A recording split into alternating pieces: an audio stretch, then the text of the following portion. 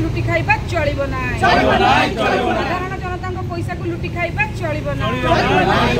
जदि चलिबो कांग्रेस यार जवाब दबो।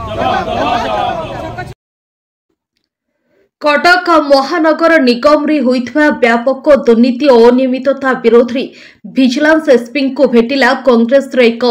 प्रतिनिधि मंडली। कटक महानगर निगम रो विभिन्न प्रकल्प गुड़िक बिना टेंडर एवं काउंसिलर बैठक रे उपस्थापन नकरी मेयर और कमिशनर भित्री मधुचंद्रिकार कोटी कोटी टंकार दुर्नीति होइथवा अभियोग करने सहित विजिलेंस एसपी को एक दाबीपत्र प्रदान करिछि कटक जिला नगर कांग्रेस। आसंता 7 दिन मध्य विजिलेंस पक्षरु जदि उच्च स्तरीय तदंत करा न जाए तेबे विजिलेंस कार्यालय सम्मुखें कांग्रेस प्रतिनिधि दल धारणा देवा सह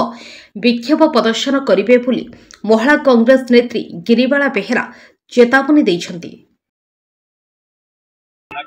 बाध्य होई विजिलेंस आसिया पड़ला जे नगर कांग्रेस कमिटी तरफ गोटे प्रतिनिधि दल corporator x corporator senior leaders माने युवक माने समस्त आसिक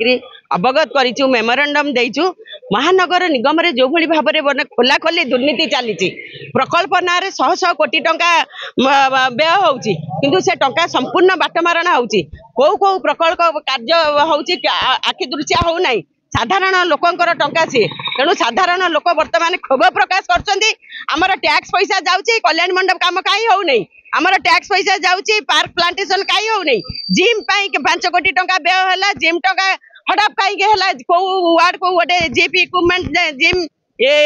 रो इक्विपमेंट जाई नाही तेणु आ विभिन्न प्रकार जो शहीद भवन टंका व्यय होईची किंतु एपर्यंत काम हेई पारु नाही तेणु एई भली विभिन्न प्रकल्पर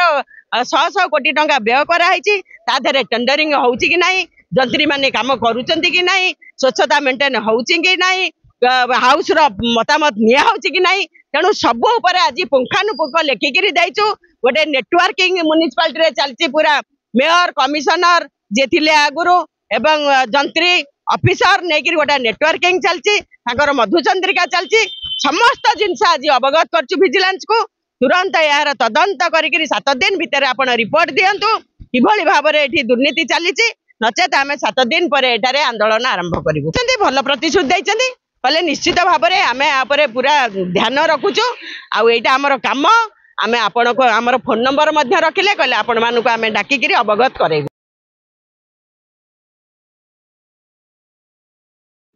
कटक रो जयदेव पाणी का रिपोर्ट हर्षिका मीडिया।